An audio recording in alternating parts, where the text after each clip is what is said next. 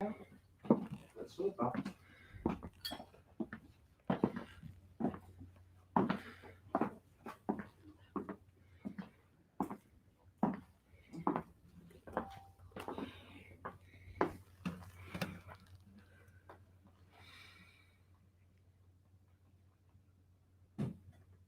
Measurement has Yeah, really sorry, we didn't hear you. Can you repeat? Sorry.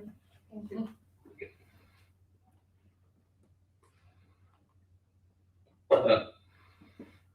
I do, lovely. The landscape for marketing measurement has changed dramatically over the last few years. When I began doing this work, and 5, 10 years ago, you'd be doing this with a few megs, maybe a few gigs of data if you were fortunate.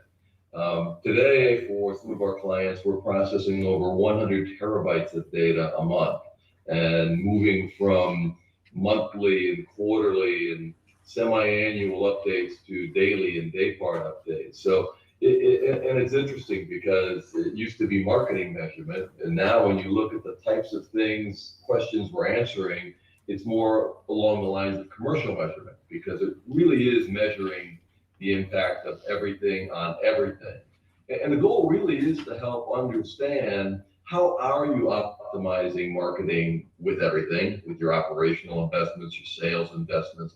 How are you able to get the right messaging to your brand, to the community, and then working that all the way on down to when you look at the strategic questions, right? How do you get very tactical day to day in real time when you're talking about things like digital and attribution, where you're trying to reach those customers in an omni-channel environment to optimize your short and long-term sales with them.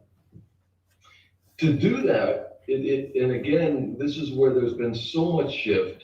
Many companies used to look predominantly at the marketing and media data, but everything really does have the ability to impact to some extent on everything. So you've got to look at the environment holistically from a marketing and media standpoint. You have to bring in the operational factors, environmental factors, and then you have to get that working in the customer's environment, all the way through the consumer engagement, addressing their specific objectives, and then reaching out across all the business dimensions that are relevant so that you can get the right answers in real time to the client. One of the big changes in doing this type of work has been the absolute necessity for data partnerships. Without data partnerships, you lack the richness in real time that is required to do that. And so you've got to collect a range of individual data all the way down to aggregate. So when you look at that, you're looking at publisher first-party data with companies like HealthVerity, Adform, VideoAmp, shared ID products, partnering with companies like LiveRamp and Epsilon, audience cohort data from Google, Amazon, and then you have to weave all of that together, to create predictive commercial and marketing models. And you have to do it holistically. You have to unify all this data so that you can get the right answers. Otherwise, you run the risk of significantly misattributing the value of one piece of marketing for another. So when you look at doing things like commercial mix or marketing mix and customer attribution, bringing those things together so that they talk to each other and they're properly crediting each other allows you to optimize the KPIs, optimize and understand the short and long-term balance of what you're trying to accomplish, and most importantly, in real time, target specific valuable customer segments and audiences so you can create the value you're looking to do. Ipsos is very unique in this area, right? Many companies who do analytics are very analytic and short-term focused. A lot of research companies are focused on sort of things that lag a little bit. By bringing all this together with analytics and market research, Ipsos is able to weave in the brand health and the brand equity components into these type of analytics so that as you do them, you not only address the short-term business planning components, but you're able to understand across the funnel what the value long-term of your marketing is. The piece that is really critical in this, though, is as you collect all this data, as you build out the predictive models, is that you activate it. And the focus on activation ranges from the long-term annual component all the way on down to the daily. So as you're looking at budget setting by geography or business unit or channel or optimization of your media, right? Those are things you typically do quarterly, typically do semi-annually or annually, but the range of data now allows us to explore the customer journey, do campaign and targeting on a daily basis.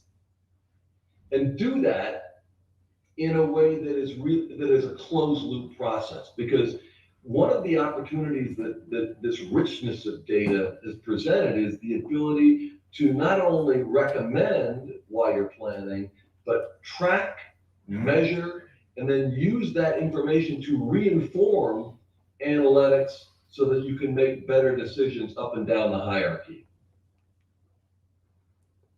It allows you to develop scenarios, war games, simulate plans, track performances.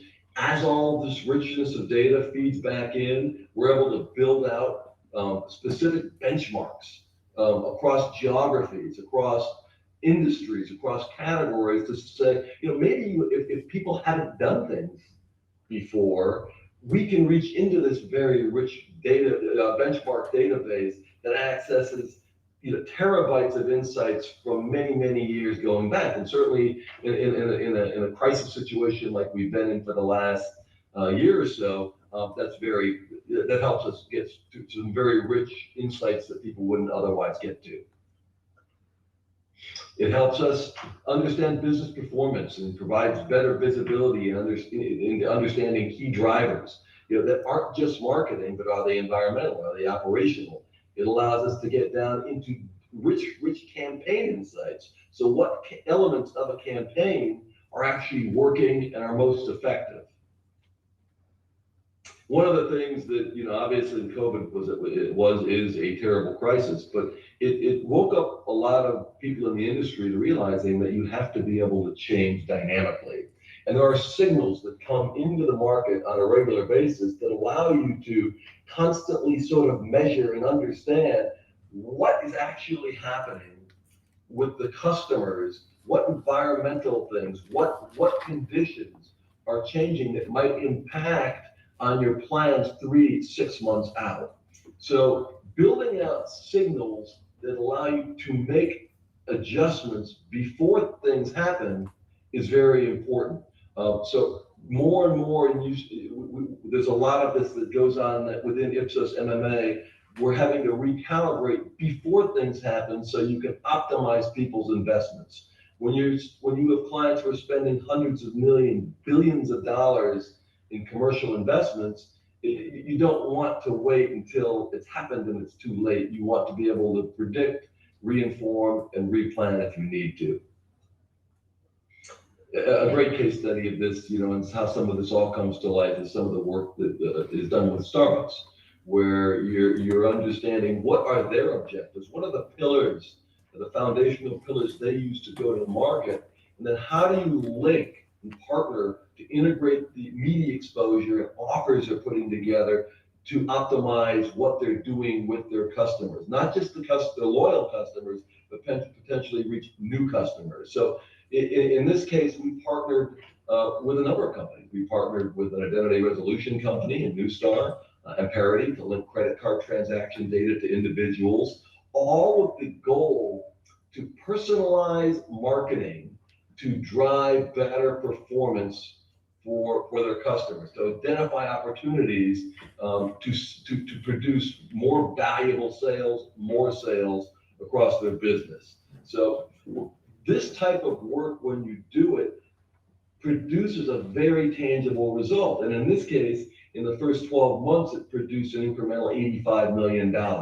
So more and more, we're finding the who, the what, the when, the where, and the why. The why is so important. And it's one of the things that Ipsos is able to bring the 5 W's together to be able to, in real time, inform where you need to go to optimize your investments. So I thank you, and I'll turn it back over to you, Alex. Thank you, Pat. Okay. Wonderful.